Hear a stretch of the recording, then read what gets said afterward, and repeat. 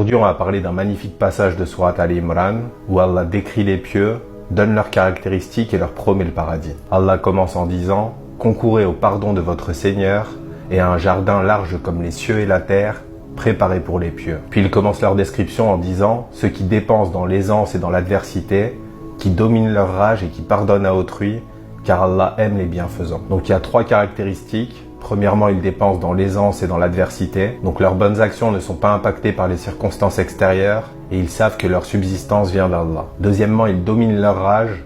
Donc ils ont travaillé sur leur comportement, ils contrôlent leurs émotions et ça a un effet sur leurs interactions avec les gens. Et la 3e caractéristique est et ils pardonnent à autrui. Donc ils se sont débarrassés de leur colère, mais aussi de leur rancune et de leur rancœur. Et ils arrivent à pardonner aux gens. Donc jusque-là, rien d'étonnant parce qu'Allah a donné plusieurs caractéristiques positives. Donc ces gens-là méritent d'être considérés comme des pieux. Mais la description continue dans le verset suivant et on s'attend à ce qu'Allah donne d'autres caractéristiques positives. Mais au lieu de ça, Allah dit « Ceux qui, quand ils ont commis quelques turpitudes ou causé quelques préjudices à leurs propres âmes. » Donc ces pieux qui faisaient de grandes actions sont maintenant décrits comme des gens qui commettent des turpitudes. Et la turpitude, c'est tous les actes indécents, vulgaires.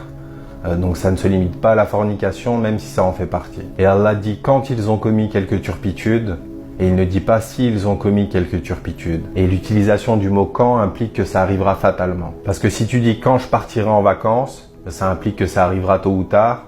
Alors que si tu dis si je partais en vacances, ce n'est qu'une possibilité. Donc même les pieux commettront à un moment ou à un autre des actions indécentes et vulgaires. Mais ce qui fait leur piété est leur réaction après le péché. Allah dit ceux qui quand ils ont commis quelques turpitudes ou causé quelques préjudices à leurs propres âmes, se souviennent d'Allah et demandent pardon pour leurs péchés. Et ça rejoint la parole du prophète sallallahu alayhi wa sallam quand il dit tous les enfants d'Adam sont des pécheurs et les meilleurs des pécheurs sont ceux qui se repentent. Donc même un vrai croyant peut se laisser dépasser par ses émotions et commettre un péché, mais sa force c'est qu'il revient directement vers Allah. Et Allah continue en disant et qui pardonne les péchés si ce n'est Allah? Donc ici Allah nous donne de l'espoir et nous invite à nous repentir. C'est comme s'il disait tu as fauté, mais reviens vers moi et je te pardonnerai, et personne ne pardonne comme je le fais. Puis il nous donne la condition pour que notre repentir soit accepté. Il dit et ils ne persistent pas sciemment dans le mal qu'ils ont fait. Autrement dit, on ne planifie pas nos péchés, on se dit pas je vais faire ça, je demanderai pardon à Allah après. Et une fois qu'on s'est repenti, on a la ferme intention de ne jamais recommencer. Et Allah termine le passage en disant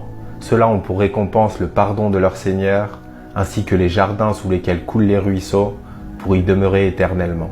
Qu'Allah nous compte parmi eux. Salam alaikum wa rahmatullah.